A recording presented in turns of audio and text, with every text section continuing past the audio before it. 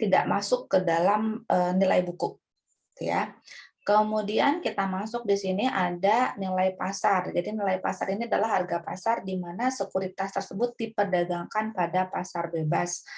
Artinya kalau misalnya kita lihat harga saham yang ada di IHSG itu merupakan nilai pasar. Jadi nilai yang memang saham tersebut diperjualbelikan.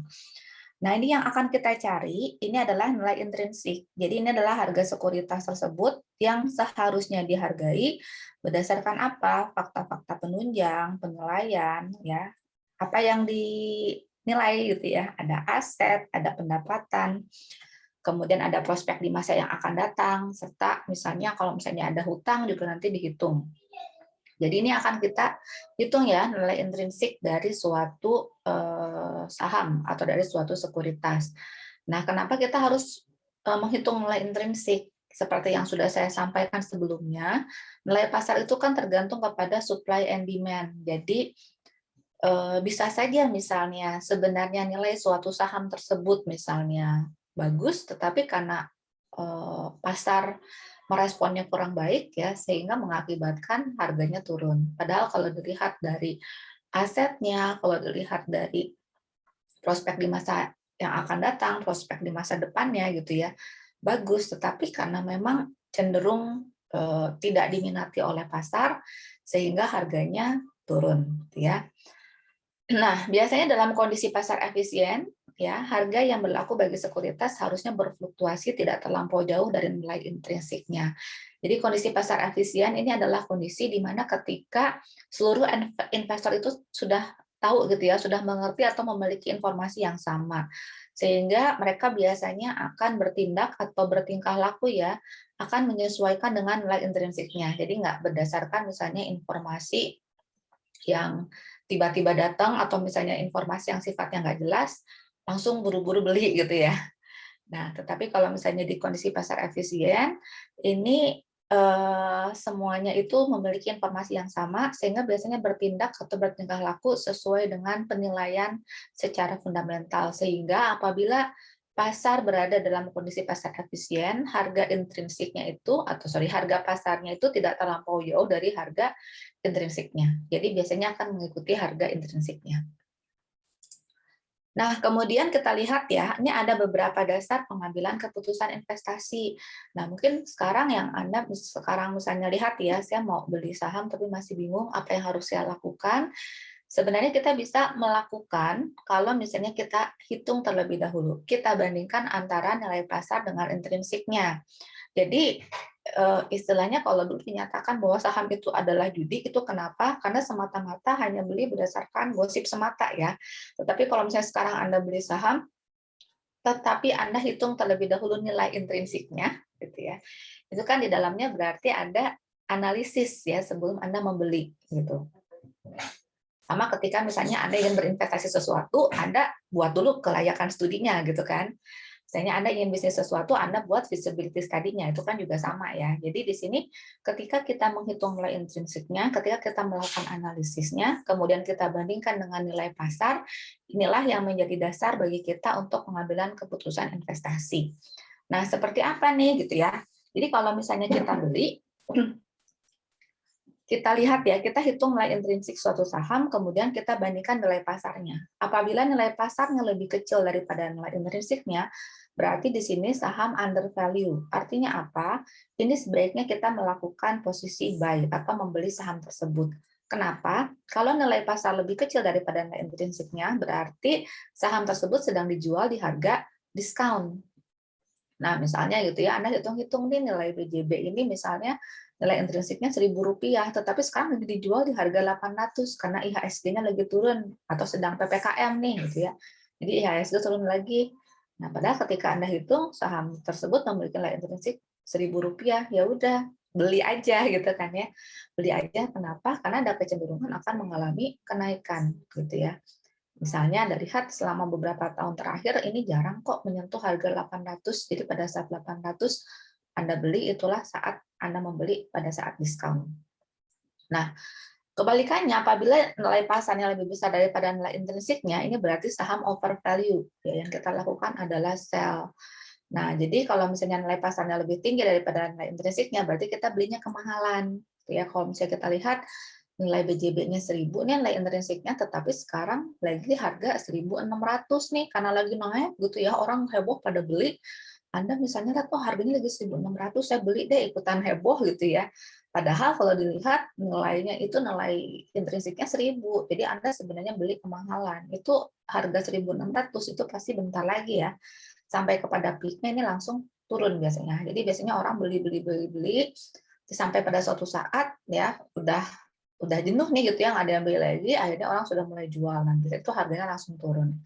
Turunnya pun biasanya akan mendekati nilai intrinsiknya.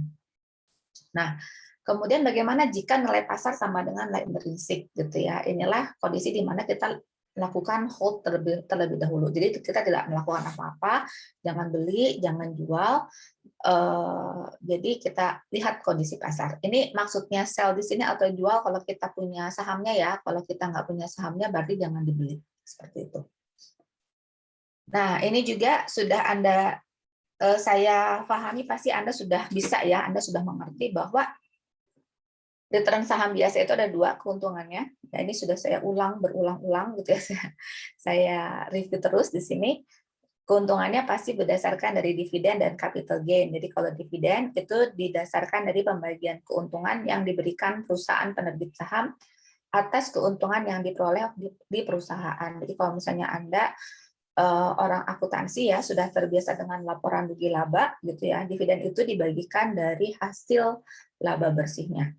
Ya, jadi nanti laba bersihnya tersebut melalui RUPS ditentukan kira-kira berapa persen yang mau dibagikan dalam bentuk dividen, berapa persen yang akan dibagikan atau berapa persen yang akan kembali ke perusahaan dalam bentuk laba ditahan.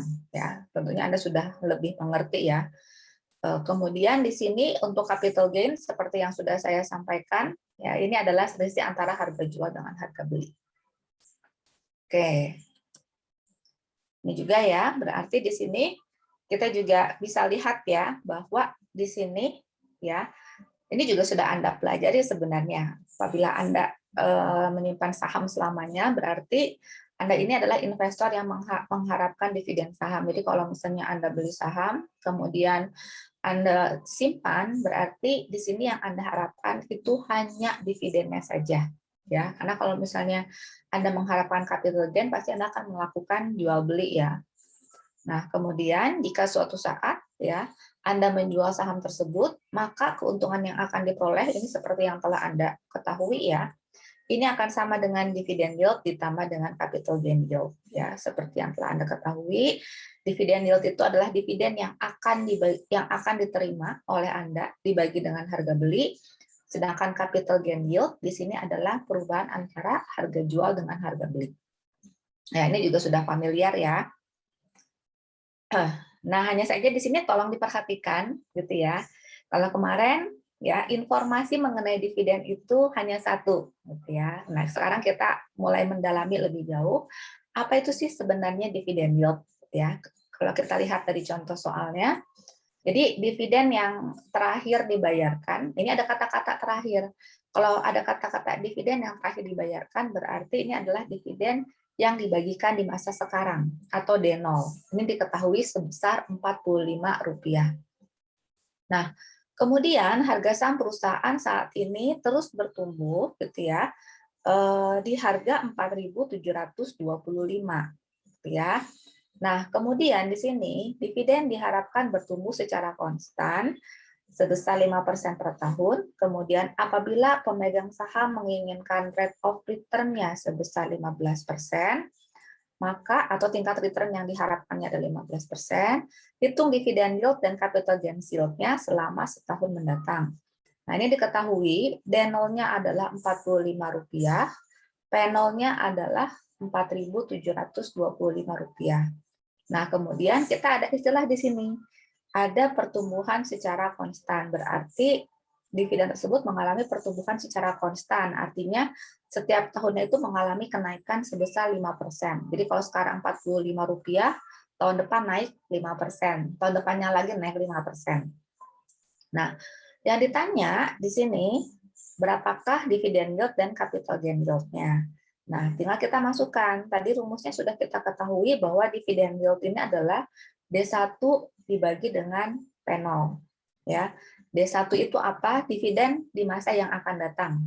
Caranya bagaimana kita menghitung dividen di masa yang akan datang, tinggal kita kalikan dividen pada saat ini dikalikan dengan growth-nya.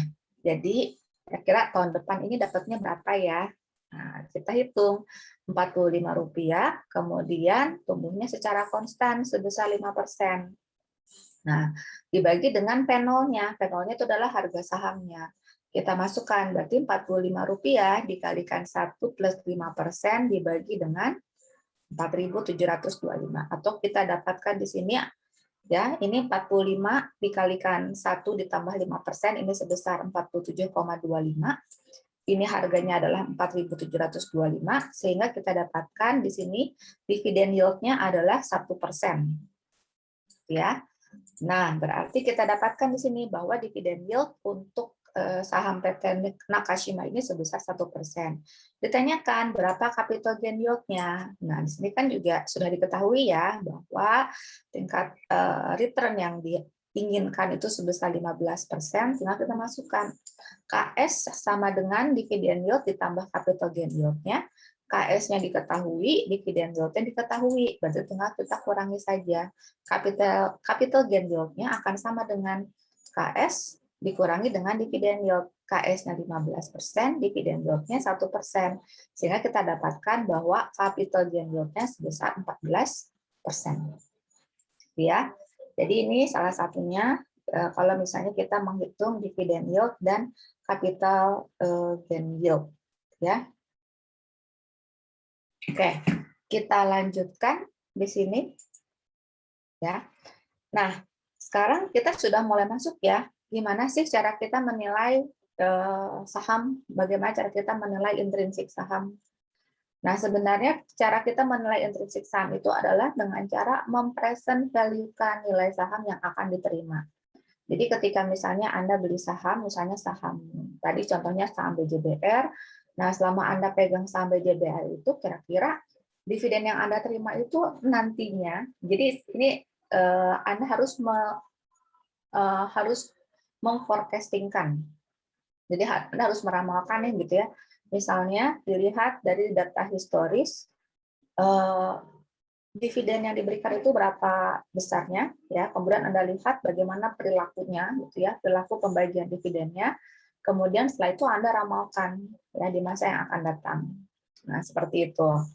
Nah, tetapi nanti di dalam materi nanti kita lihat ada 3 kondisi ya. Jadi Anda nggak usah melakukan peramalan, tetapi secara realnya sebenarnya perhitungan discounted cash flow ini adalah kita memforecastingkan. Jadi kayak kita melakukan analisis pro forma ya. Jadi kita lihat dari laporan keuangan, kemudian kita lihat laba bersihnya berapa, kemudian kecenderungan pemberian dividennya berapa, kemudian kita forecastingkan. Nah, kira-kira kita forecastingkan kita mau menyimpan berapa lama saham tersebut. Setelah itu kemudian kita present value-kan. Tentunya kita present value-kannya juga kita juga harus menghitung berapa KS-nya. Ya, KS itu biasanya kita akan hitung dengan menggunakan capital asset pricing model. Nanti yang akan kita pelajari nanti setelah UTS, ya.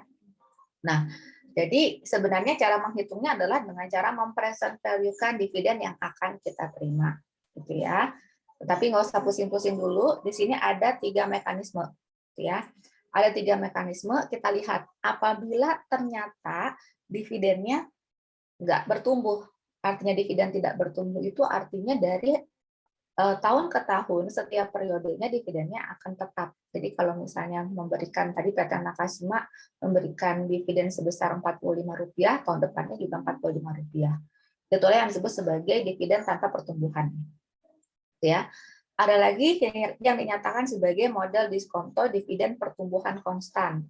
Jadi kalau pertumbuhan konstan berarti setiap tahunnya itu ada kenaikan, tetapi kenaikannya konstan. Jadi misalnya kayak tadi PT Nakashima Rp45, tahun depannya naik 5% menjadi Rp47,25, tahun depannya lagi naik 5%. Jadi kenaikan dari 47,25 naik lagi 5%, seperti itu. Dan seterusnya. Nah, ada lagi di sini pertumbuhan modal diskonto dividen pertumbuhan non konstan. Nah, ini kalau misalnya dividennya tadi ternyata agak berantakan gitu ya. Kadang dia memberikan dividen besar, tapi lama-kelamaan konstan. Nah, nanti kita lihat satu persatu ya. Jadi kalau yang pertama di sini, kalau kita lihat ya, model diskonto dividen tanpa pertumbuhan, ini rumusnya cukup singkat ya. Kita bisa menghitung nilai intrinsiknya dengan membagi dividen dibagi dengan tingkat return yang disyaratkan atau KS. Ya, jadi kita tinggal membagi antara dividen dibagi dengan KS. Nah, jadi contohnya di sini, ya ini soalnya cukup panjang, solusinya cuma sebentar, cuma sedikit gitu ya. Jadi misalnya di sini ada Moonshine Industries memproduksi 1 barel per minggu selama 20 tahun terakhir, tetapi tidak bisa tumbuh karena suatu batasan hukum, gitu ya. Jadi misalnya dia memproduksi 1 barel per minggu, ya, tetapi dia nggak bisa naik lagi ya, harus memproduksinya hanya 1 barel saja terus, gitu ya. Nah, di sini perusahaan ini menghasilkan $25 per lembar saham per tahun. Artinya dia menghasilkan $25 per lembar saham, artinya dia punya earning per share-nya atau laba bersihnya itu adalah sebesar $25 per lembar saham. Di mana semuanya itu dibayarkan kepada pemegang saham. Jadi labanya itu ya udah semuanya dibagiin untuk pemegang sahamnya. Sebesar $25. Nah, kemudian pemegang saham memiliki bisnis alternatif berisiko setara. Nah, ini menghasilkan rata-rata 20% per tahun secara rata-rata ya. Nah, ini berarti ini ada tingkat return yang disyaratkan oleh para pemegang sahamnya, yaitu sebesar 20%. Nah, ditanyakan berapa banyakkah nilai 1 lembar saham Moonshine? Tinggal kita masukkan saja. Berarti nilai intrinsiknya adalah dividen dibagi dengan tingkat return yang disyaratkan, atau $25 dibagi dengan 20%. Atau kita bisa dapatkan di sini nilai sahamnya adalah $125. Ya. Nah, jadi kalau misalnya tanpa pertumbuhan, ini lumayan cepat ya, Anda tinggal bagi saja dividennya karena tidak bertumbuh, Anda langsung masukkan nilai dividennya berapa, dibagi dengan tingkat return yang disyaratkannya berapa. Nah, ini untuk model diskonto dividen tanpa pertumbuhan. Sampai sini ada pertanyaan nggak?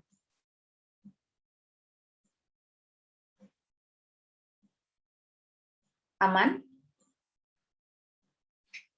Sampai sini ada pertanyaan? Aman, Bu. Oke. Oke, kita lanjut ya. Berikutnya adalah kita ingin menghitung model diskonto dividen untuk pertumbuhan konstan. Tadi yang sudah saya sampaikan ya, jadi pada umumnya di sini, kalau misalnya memberikan dividen tetapi mengalami kenaikan, di mana kenaikannya tersebut tetap diprediksi ya, ada pertumbuhannya secara konstan, caranya adalah dengan menggunakan rumus. Nah, ini mirip-mirip rumusnya ya. Hanya kalau tadi kan P0 sama dengan D dibagi KS gitu ya. Nah, kalau kita lihat di sini rumus untuk model diskonto dividen pertumbuhan konstan, kita masukkan rumusnya. Ini adalah P0 sama dengan D0 dikalikan 1 plus G gitu ya. Jadi G itu adalah gross, D0 itu adalah dividen yang telah kita terima dibagi dengan KS minus G. Jadi tingkat return yang disyaratkannya itu dikurangi dengan tingkat pertumbuhan dividen. Ya, atau misalnya kalau secara singkatnya berarti nilai dividen yang akan dibagikan atau D1 dibagi dengan KS minus G. Ya. Nah, kita lihat contohnya ya. Ini juga tinggal masukin rumus ke dalam tinggal masukin aja ke dalam rumusnya. Misalnya di sini ada perusahaan Gentleman Gym baru membayar dividen tahunannya senilai $3 per lembar. Berarti dividennya $3. Dan menurut perkiraan, dividennya akan naik sebesar 5% per tahun untuk selamanya. Jadi selama masih berjalan, selama masih ada si Gentleman Gym ini akan memberikan dividen sebesar 5% selamanya. Jadi nanti tahun sekarang naik 5%, tahun berikutnya naik 5% lagi, ya sampai seterusnya. Nah, kemudian tingkat return yang disyaratkannya atau tingkat diskontonya adalah sebesar 15%, atau tingkat return yang disyaratkannya sebesar 15%. Ditanya berapakah seharusnya saham tersebut dijual. Jadi kalau misalnya ada kata-kata seharusnya saham tersebut dijual, ini berarti nilai intrinsik ya maksudnya ya. Nah, kita tinggal hitung tadi menggunakan rumus, jadi P sama dengan D0 dikalikan 1 plus G ya. D0 itu kenapa? Karena di sini baru membayarkan, berarti telah membayarkan. Tapi kalau ada kata kuncinya akan membayarkan, berarti itu adalah D1. Anda nggak perlu kalikan 1 plus G lagi. Tetapi kalau misalnya ada pernyataan baru membayarkan atau telah membayarkan, berarti itu diketahui sebagai D0. Tapi kalau akan membayarkan, itu diketahui sebagai D1. Ya, ketika diketahui sebagai D1, Anda tidak perlu mengkalikan dengan 1 plus G.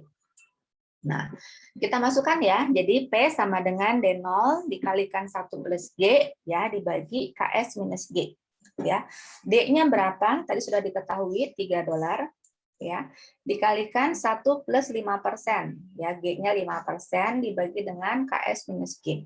Berarti KS-nya adalah 15% dikurangi 5%. Atau kita dapatkan di sini bahwa P-nya itu akan sama dengan 3,15 dibagi 10%. Sehingga kita bisa dapatkan bahwa nilai seharusnya itu nilai seharusnya dari gentleman gin ini sebesar $31,5. Gitu ya. Nah, ini untuk modal pertumbuhan konstan. Nah, kemudian kita lihat ya, sebelum masuk ke pertumbuhan ganda, kita lihat bahwa faktor yang mempengaruhi pertumbuhan dividen ini salah satunya adalah pertumbuhan earning per share. Ini sudah pasti ya. Kenapa? Karena semakin besar earning, maka biasanya akan semakin besar juga dividen yang akan diterima. Jadi yang mempengaruhi pertumbuhan terhadap dividen ya sebenarnya laba bersihnya. Jadi kalau misalnya laba bersihnya semakin tinggi, biasanya akan semakin tinggi juga dividennya. Itu secara logika pasti ya. Karena kalau misalnya perusahaan yang rugi, gitu ya, perusahaan yang nggak menghasilkan keuntungan biasanya tidak akan memberikan dividen. Nah, kemudian selain itu pertumbuhan EPS juga karena tadi dipengaruhi kan ya oleh laba bersih. Nah, biasanya laba bersih itu dipengaruhi oleh apa sih? Yang pertama adalah inflasi, gitu ya. Kemudian jumlah penghasilan yang diinvestasikan kembali, istilahnya kalau misalnya kita semakin banyak ya modal yang ditanamkan kembali, maka kan akan semakin besar modalnya, akan semakin besar juga kita peluang untuk membangun atau menumbuhkan perusahaan tersebut. Nah, kemudian juga yang mempengaruhi adalah tingkat keuntungan modal sendiri atau return on equity atau ROE. Nah, tadi kan kita sudah belajar ya bahwa ada nih yang disebut dengan pertumbuhan dividen atau G. Nah, G tersebut atau pertumbuhan dividen tersebut, ini kita bisa hitung sebenarnya. Caranya gimana? Dengan kita mengkalikan plowback ratio dikalikan ROE. Ya, plowback ratio itu apa sih? Gitu kan ya, mungkin Anda masih bingung. Plowback ratio itu adalah, kan gini ya, karena kan tadi sudah saya sampaikan bahwa ketika kita punya laba bersih atau earning after tax itu biasanya akan dibawa nih gitu ya, akan dibahas ke RUPS, ke rapat umum pemegang saham, untuk ditentukan kira-kira ya yang mau dibagikan untuk dividen berapa persen yang akan dikembalikan ke perusahaan dalam bentuk laba ditahan berapa persen. Misalnya kita punya laba bersih sebesar 100 miliar. RUPS-nya menyampaikan bahwa untuk dividen berarti 50 miliar untuk kembali ke perusahaan, jadi laba ditahan itu sebesar 50 miliar. Berarti di sini tingkat yang kita kembalikan ke dalam tingkat yang kita kembalikan ya ke dalam perusahaan itu sebesar 50 miliar dibagi 100 miliar atau sebesar 50%. Itulah yang disebut sebagai plowback ratio atau tingkat ya pengembalian kembali ke perusahaan. Ya, itu adalah plowback ratio.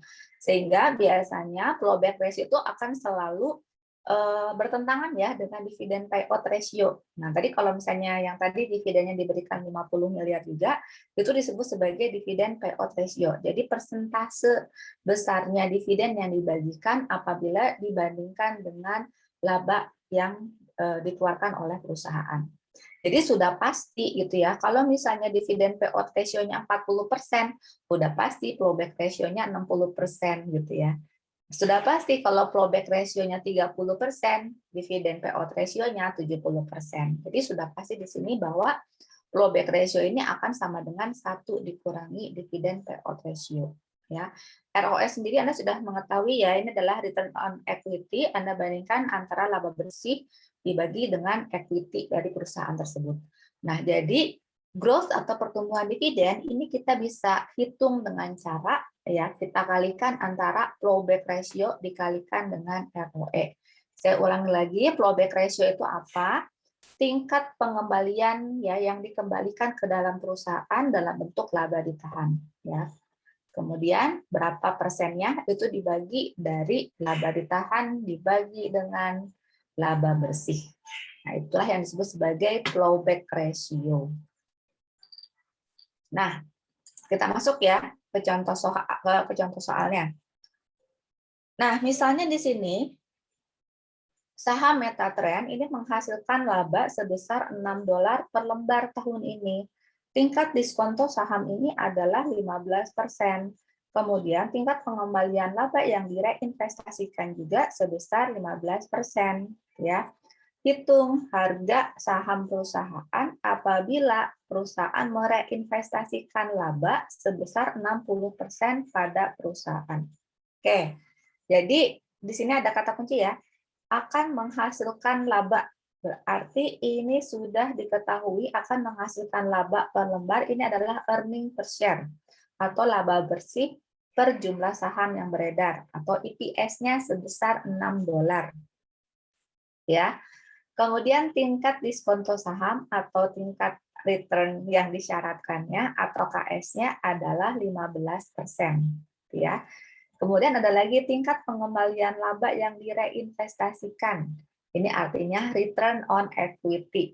Ya, jadi kalau misalnya return on equity kita Indonesia kan adalah tingkat pengembalian laba yang direinvestasikan. Ya. Jadi berapa persen sih laba yang diinvestasikan kembali atau ROE gitu ya, itu sebesar 15%.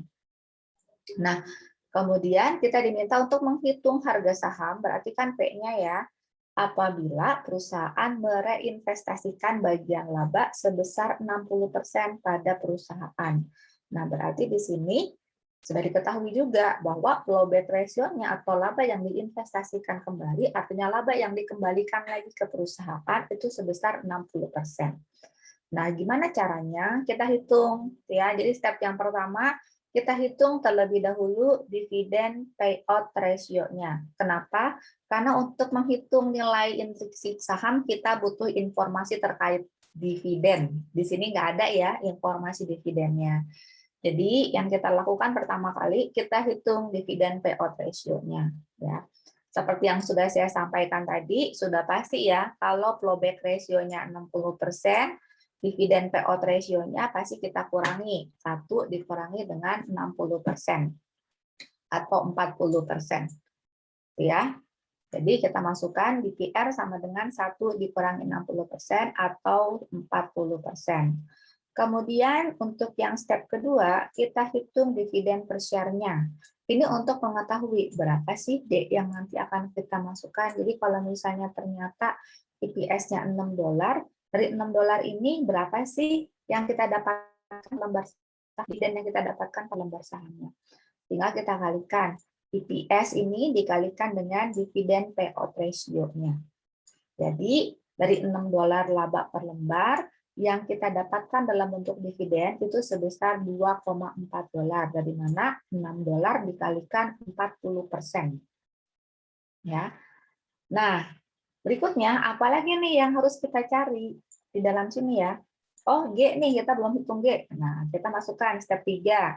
Hitung pertumbuhan dividennya. Berarti di sini G. G-nya itu apa? ROE dikalikan plowback ratio. Tadi ya, di rumus tadi yang di bawah telur putih gitu ya.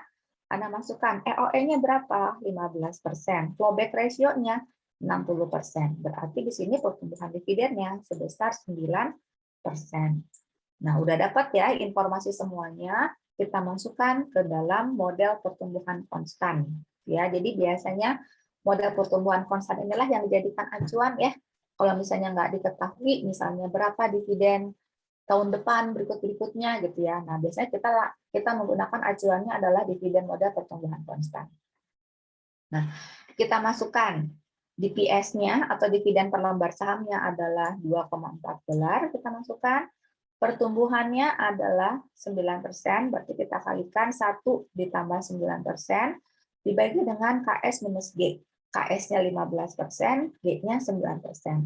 Ini sama dengan 2,616 dibagi 6%, atau sebesar $43,6.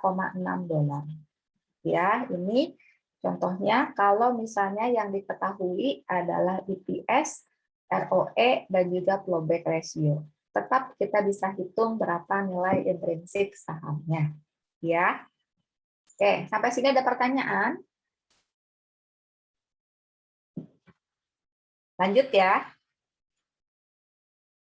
Oke, Iya, Bu. kita lanjut. Nah, ini yang agak panjang sebenarnya. Tadi kita sudah hitung kan ya, kira-kira berapa kalau misalnya kita menggunakan model diskonto dividen pertumbuhan konstan. Nah, sekarang bagaimana kalau misalnya kita punya model diskonto dividen pertumbuhan non konstan? Nah, jadi biasanya nih pada pertumbuhan awal, dividen tersebut biasanya berubah-ubah. Mungkin kayak sekarang lagi heboh ya, Gojek, Tokopedia misalnya gabung mau IPO, ternyata sekarang Bukalapak duluan yang IPO ya. Nah, ketika Bukalapak IPO, itu kan biasanya karena perusahaannya sedang bertumbuh, itu dividennya biasanya berubah-ubah. Bagi perusahaan yang bertumbuh, gimana caranya nih supaya saya bisa mendapatkan modal yang cukup banyak?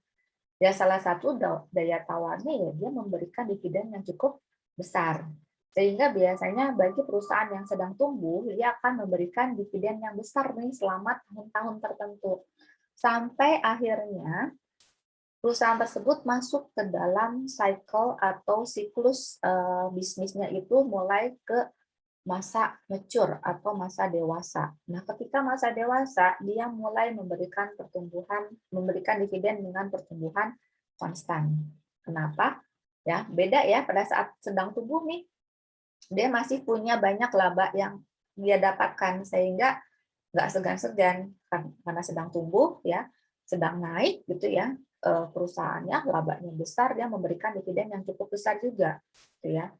Nah, tetapi ketika yang namanya siklus bisnis ya, siklus perusahaan, ini ada suatu saat di mana produknya pasti sudah mature. Mature itu adalah ketika ternyata ya dia masih bisa survive ya, tetapi labanya tidak sebesar pada saat sedang tumbuh. Sehingga ketika dia sedang tahap mature, itu mulailah dia masuk ya ketika dia memberikan dividennya secara konstan. Ya, artinya perusahaannya sedang dalam tahap mature. Ya, ternyata ada kenaikan, tapi kenaikannya sedikit-sedikit gitu kan ya. Karena misalnya udah mulailah sekarang yang namanya orang ya, misalnya beli produk kan ada masanya, dia akan mengalami kebosanan gitu ya. Sehingga nggak setiap hari misalnya menggunakan produk tersebut. Mungkin di awal-awal nih gitu ya, karena produknya masih langka, Anda masih banyak yang beli gitu ya, naik terus. Tapi ketika orang-orang sudah mulai bosan, nah sudah mulai stagnan, nah dia tidak akan bisa memberikan laba yang lebih besar lagi, sehingga akibatnya dividennya juga akhirnya tumbuhnya secara konstan gitu ya, nggak terus-terusan naik. Nah, apabila kondisi perusahaannya seperti itu, maka kita menggunakan rumus seperti ini. Panjang ya rumusnya. P0 sama dengan ya perjumlahan dari D0 dikalikan 1 plus GT, di mana GT ini adalah pertumbuhan dividen supernormal. Ketika dia memberikan dividennya besar sekali, ya dibagi 1 plus KS, KS ini tingkat return yang disyaratkan, pangkat T. Sampai kapan dia memberikan dividen yang supernormal tersebut? Sampai kapan dia memberikan dividen yang besar tersebut? Ya, ditambah dengan DN. DN ini adalah dividen akhir tahun pertumbuhan dividen supernormal. Nah, misalnya diprediksikan nih, wah selama 3 tahun kita akan terus-terusan nih naik gitu ya. Nah, nanti setelah 3 tahun, kira-kira berapa dividennya? Nah, nanti dilihat, dikalikan dengan 1 plus GC. GC ini adalah pertumbuhan dividen konstan. Nah, dia sudah mulai konstan nih. Ya, sudah mulai dia memberikan dividennya tidak sebesar sebelumnya. Dibagi dengan KS minus GC, ya ini kan sudah masuk ke dalam rumus tadi ya, dividen pertumbuhan konstan, tetapi kita present value-kan lagi, atau kita kalikan dengan 1 dibagi 1 plus KS pangkat N. Nah, ini sebenarnya sama-sama aja ya, sama-sama aja ketika kita misalnya mau menghitung tadi dividen yang kalau misalnya dividennya nggak bisa kita prediksi, ya udah kita hitung sendiri nih kemungkinan dividen di tahun pertama, kemungkinan dividen di tahun kedua, kemungkinan dividen di 3 tahun yang akan datang, kemudian kita present value-kan. Itu sebenarnya sama-sama seperti dengan rumus yang saya sampaikan di awal, ya. Nah, kalau misalnya pada suatu saat ternyata dia mau menjual sahamnya, berarti kita masukkan PN dibagi dengan 1 plus KS pangkat N. Ya, kita present value-kan juga. Oke, kemudian kita lihat contoh kasusnya. Di sini misalnya, Anda memberi, ini untuk contoh 1. So, ini untuk pertumbuhan non-konstan, gitu ya. Misalnya di sini Anda memperkirakan, Anda ada kelihatan gitu ya, Anda sudah beli saham, kemudian Anda memperkirakan kira-kira selembar saham tersebut ya, dalam waktu 1 tahun yang akan datang, 2 tahun yang akan datang, 3 tahun yang akan datang, ini diperkirakan akan membayarkan dividennya sebesar $1, $1,25 di tahun kedua, dan $1,5 di tahun ketiga.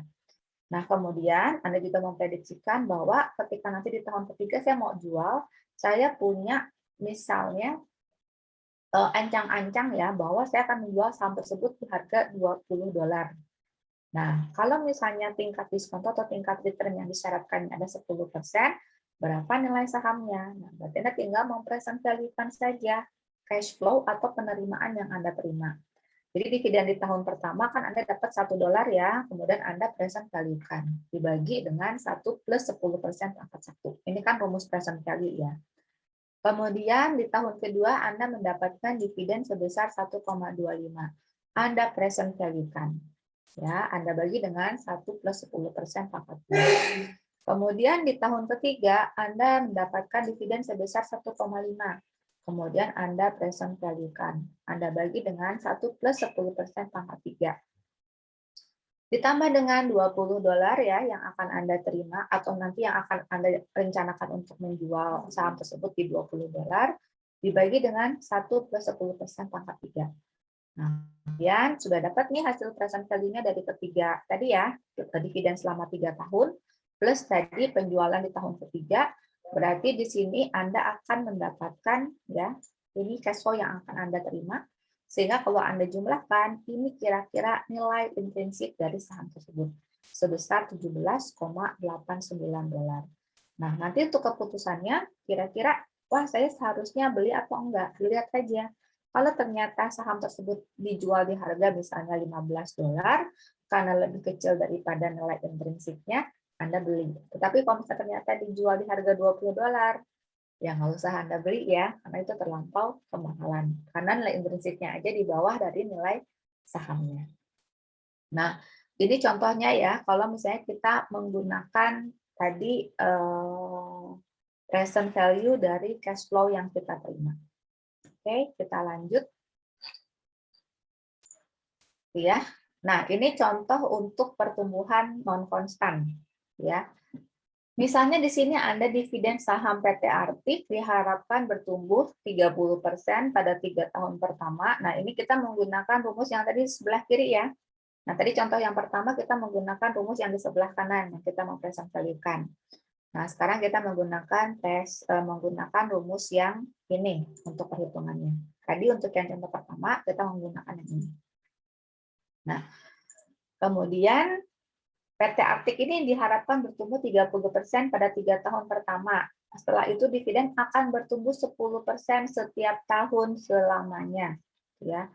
Dividen terakhir yang dibayarkan adalah Rp182. Nah, berapa harga saham PT Artik bila investor mensyaratkan tingkat keuntungan 16%? Ya. Nah, jadi kita identifikasikan nih informasi yang kita dapatkan apa saja. Dividen tersebut diharapkan bertumbuh. Berarti di sini kita punya yang namanya GT atau di tingkat pertumbuhan dividen supernormal 30%. pada 3 tahun pertama. Berarti kita punya di sini T.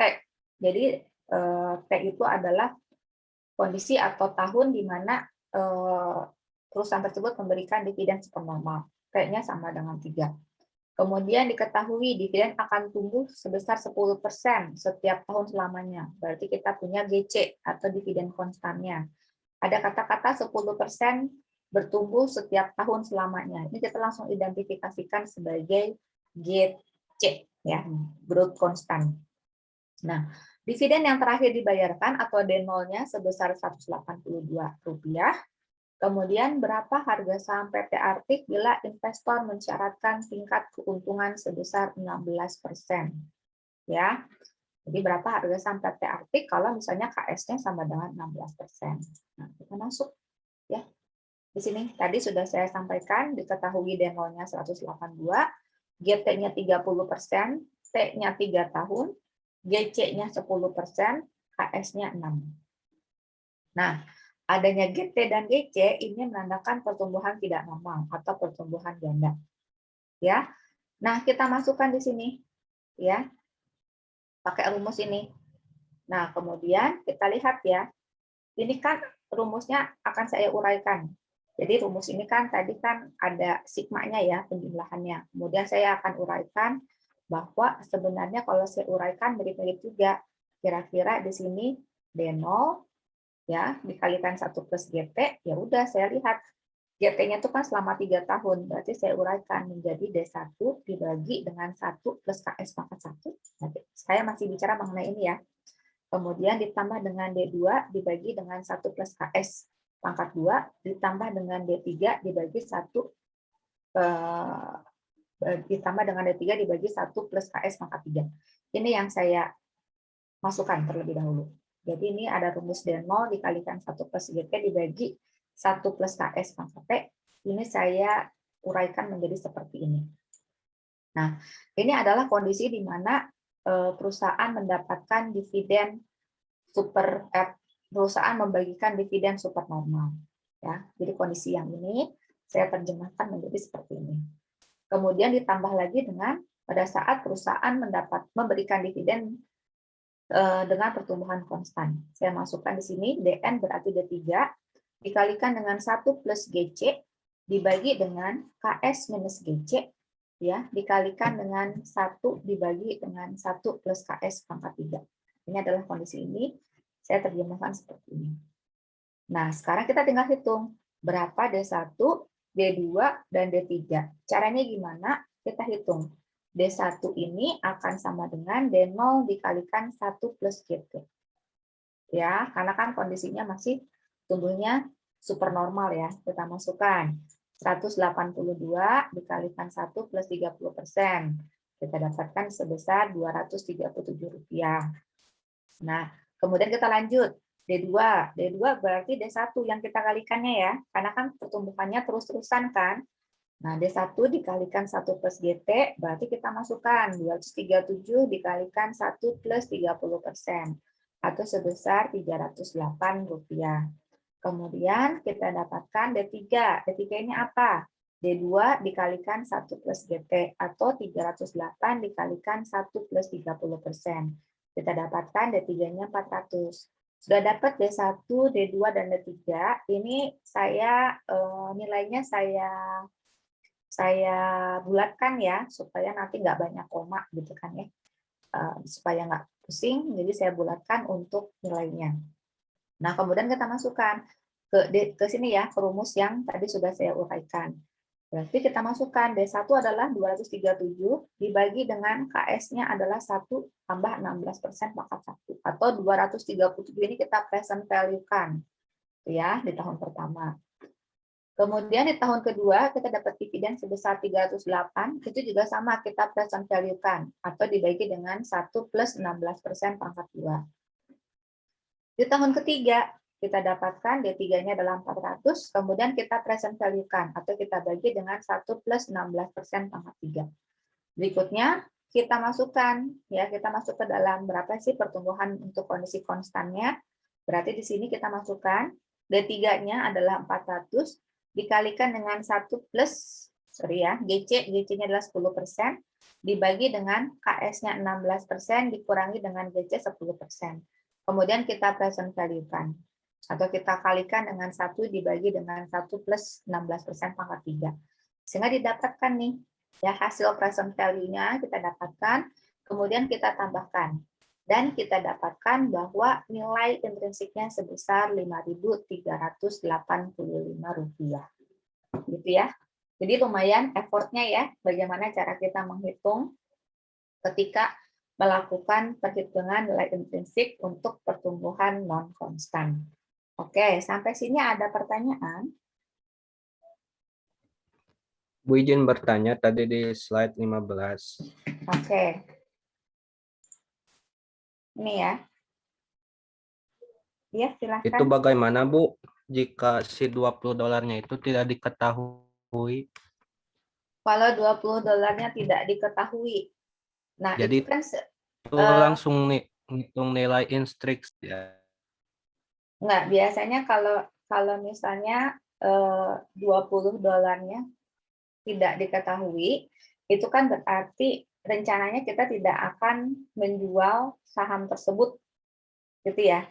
Jadi kalau misalnya $20 itu diketahui apabila kita berencana untuk menjualnya. Tetapi kalau kita tidak berencana untuk menjualnya, berarti yang kita masukkan hanya D1, D2, dan D3-nya. Kecuali apabila diketahui, ya ternyata diketahui ini setelah fluktuatif, kayak tadi ya, setelah fluktuatif, ternyata akan bertumbuh secara konstan selamanya. Gitu ya. Nah, kita masukkan lagi, kita tambahkan lagi, berarti seperti tadi ya, kondisi pada saat konstannya kapan, kemudian kita hitung pertumbuhannya secara konstan. Tetapi kalau misalnya P-nya tidak diketahui, berarti kita hanya hitung D1, D2, dan D3. Berarti Anda nggak berniat untuk menjual saham tersebut ya dalam jangka waktu dekat. Sehingga Anda tidak usah memasukkan nilai P-nya. Seperti itu. Gitu ya. Baik Bu, terima kasih. Oke. Kita lanjut, atau ada yang mau bertanya lagi? Tadi yang bertanya siapa? Nggak kelihatan namanya. Tadi yang bertanya siapa? Halo? Iqbal Bu. Iqbal, Bu. Oke, Iqbal. Oke, nggak kelihatan saya namanya ya, sorry. Oke. Ada lagi yang mau bertanya? Tidak ada, kita lanjut ya. Tadi kita sudah masuk ke dalam model pertumbuhan non-konstan ya, atau pertumbuhan ganda. Kemudian kita masuk sekarang, kalau misalnya kita juga bisa menghitung nilai intrinsik dari PER-nya atau model kelipatan laba. Jadi kalau kita lihat di sini PER atau price earning ratio ini sebenarnya adalah rasio yang menggambarkan kira-kira gitu ya. Kita bandingkan antara harga saham dengan EPS perusahaan itu berapa kali sih? Jadi kalau misalnya kita lihat, ya kita bandingkan nih misalnya harga saham tersebut mencerminkan kira-kira investor itu berani bayar berapa sih, berapa kalinya dari laba bersih per lembar saham yang diterima. Ya, jadi biasanya rasio ini menunjukkan ya kira-kira investor ini mau menilai harga saham itu terhadap kelipatan earning-nya. Ya, jadi biasanya juga ketika PER-nya besar, gitu ya, itu kan berarti menunjukkan tingkat optimisme dari investor terhadap perusahaan tersebut. Dia mau bayar beberapa kali lipat ya dari earning-nya. Nah, rumusnya gimana? Ya tadi ya harga saham dibagi dengan earning-nya, gitu ya. Atau misalnya kita bisa hitung juga dengan cara D1 atau dividen di tahun pertama dibagi dengan EPS yang akan datang dibagi dengan KS minus G. Ya. Jadi sebenarnya kalau kita secara mudahnya ya menghitung PER itu adalah dengan cara menghitung laba bersih, dengan saham berarti dengan laba bersihnya.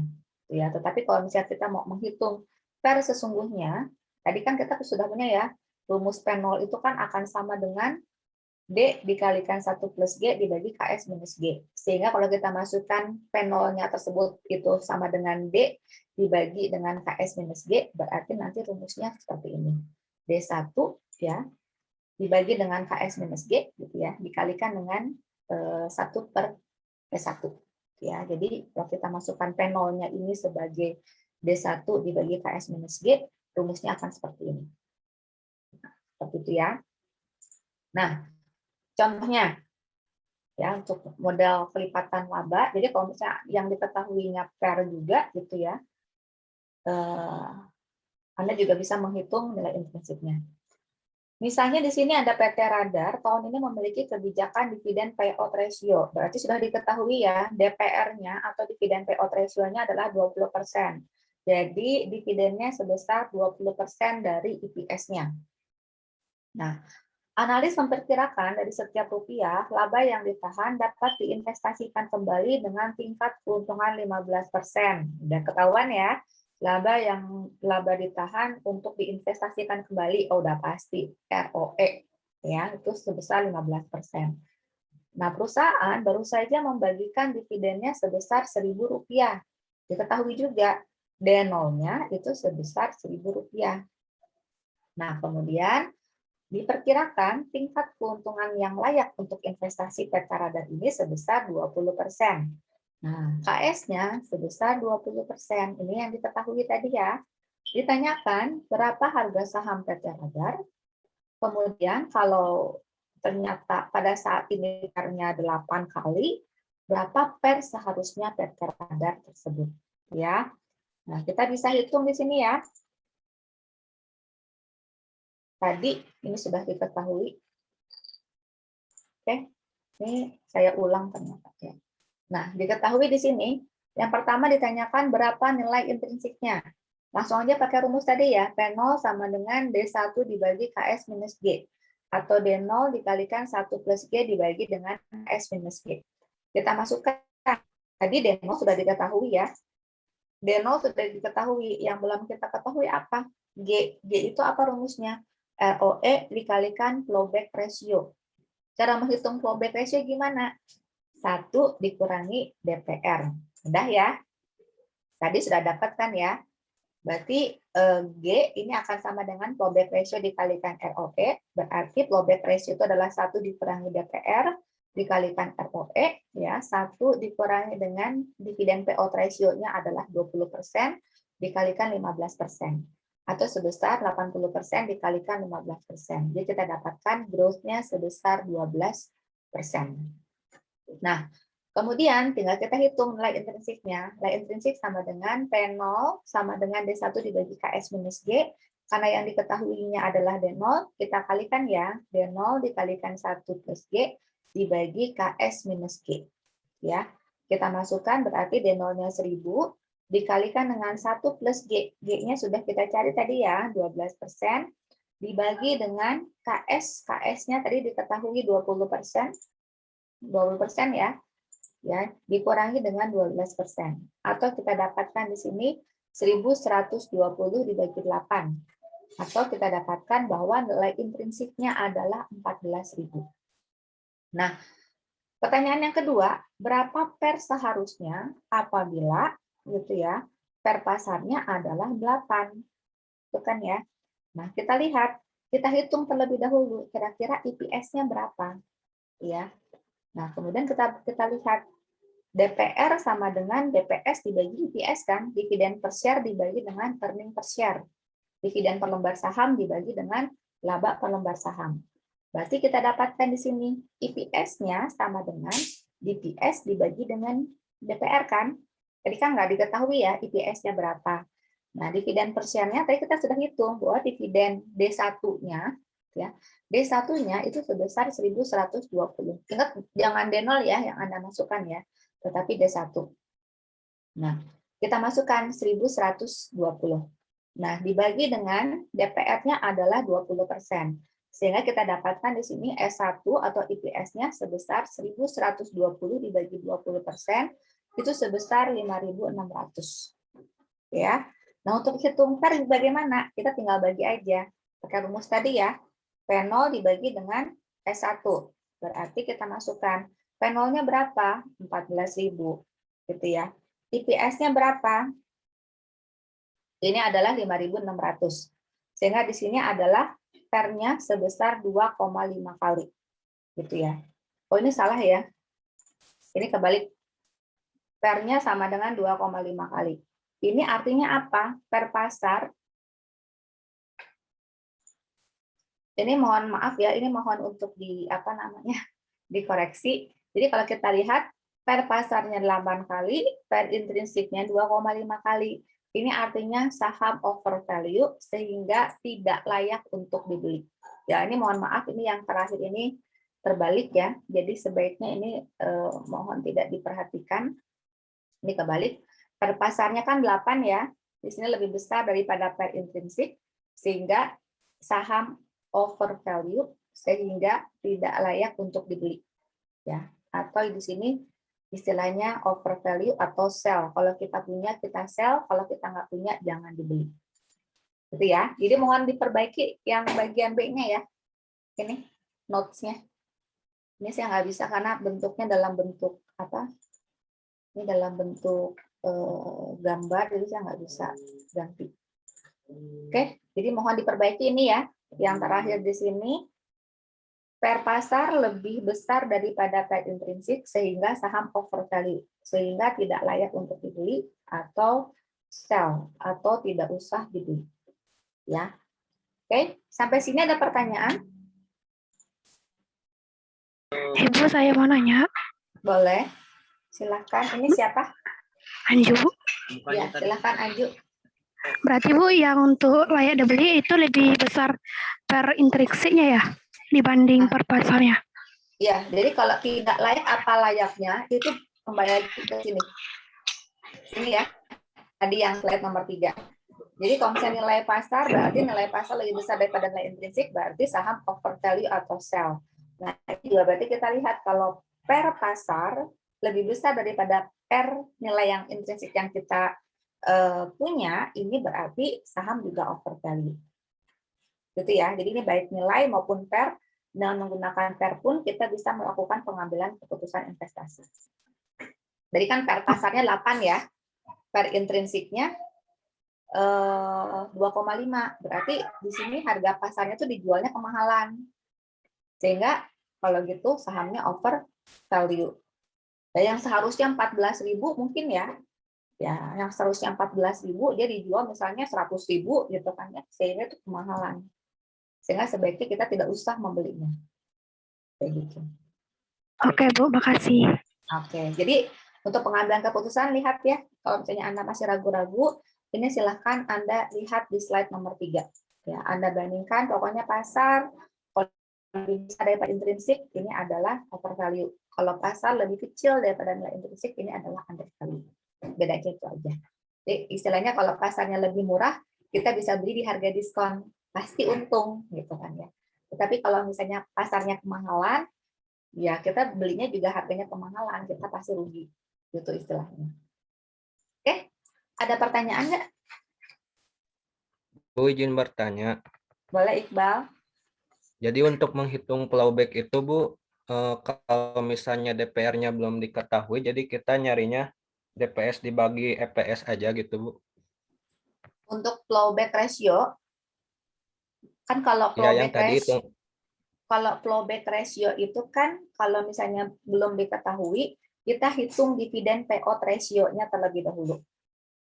Nah, kan dividen payout ratio itu kita bisa dapatkan tadi ya, seperti yang Iqbal sampaikan, dengan membagi antara dividen per share atau dividen per lembar saham dibagi dengan earning per share atau laba per lembar saham. Nah, udah dapat dividen payout ratio-nya, kita bisa hitung plowback ratio. Caranya gimana? Plowback ratio ini pasti ya nilainya itu adalah 1 dikurangi dividen payout ratio. Tadi ada di sini ya. Nah, ini. Nah, ini cara menghitung plowback ratio. 1 dikurangi dividen payout ratio. Nah, jadi kalau misalnya tadi jadi kalau misalnya yang diketahuinya plowback ratio, ya kita bisa hitung dividen payout ratio-nya. Kalau yang diketahuinya dividen payout ratio, kita bisa hitung plowback ratio-nya. Pasti gitu. Nah, kalau misalnya yang diketahuinya misalnya EPS-nya gitu ya, ya ini harus ada salah satu yang diketahui. EPS tersebut atau laba tersebut, berapa persen sih yang dibagikan ke dividen, atau berapa persen sih yang nanti akan dikembalikan dalam bentuk laba ditahan. Itu sebagai kata kunci untuk menghitung tadi plowback ratio atau dividen payout ratio. Sisanya tinggal lagi ini aja. Pasti kebalikannya, kalau plowback ratio-nya 30%, pasti dividen payout ratio-nya 70%. Itu sudah pasti. Gitu ya, Iqbal. Baik, Bu, terima kasih. Oke, ada lagi yang mau bertanya? Oke, kalau tidak ada, untuk tugas mungkin tidak akan saya bahas ya, karena saya sebenarnya juga sudah lewat 8 menit, harusnya sudah mulai masuk meeting room gitu ya.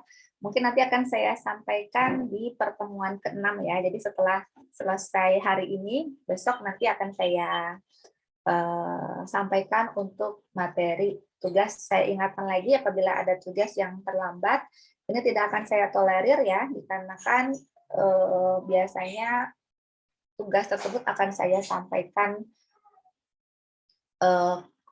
pembahasannya itu ya sehari setelah sehari setelah penyampaian tugas terakhir gitu ya. Jadi kalau misalnya Anda ternyata ada yang telat, misalnya baru memasukkan di pertemuan ke-6 ini gitu ya. Nah, itu tidak akan saya tolerir. Jadi semua keterlambatan tugas akan saya nilai sebagai 0 karena pembahasan tugas langsung saya upload di e-learning setelah penyampaian materi selesai. Oke, itu saja mungkin yang dapat saya sampaikan. Terima kasih.